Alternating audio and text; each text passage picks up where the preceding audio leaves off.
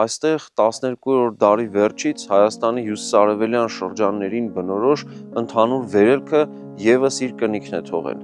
Մենք արդեն խոսել ենք այնպիսի խոշոր վանական կենտրոնների մասին, ինչպիսիք են Գոշավանքը, Հաղարծնի վանքը եւ հյուսիսարևելյան Հայաստանի բազմաթիվ այլ նշանավոր վանական կենտրոններ, որոնք Զաքարյան Հայաստանի հետ են փոխկապակցված, այսինքն այն ծաղկման հետ, որ հյուսիսարևելյան Հայաստան ունեցել է 12-րդ դարի վերջից սկսած։ Բանն այն է, որ 12-րդ դարի վերջին, հատկապես 1180-ական թվականների կեսերից սկսում է հյուսիսարևելյան Հայաստանի ազատագրման վճռական փուլը, եւ այն առաջնորդում են Զաքարյանները, նախ դա Սարգիս Զաքարյանն էր իրականացնում, հետո նրա երկու որդիները, ավագ որդին Զաքարեն եւ կրտսեր որդին Իվանեն։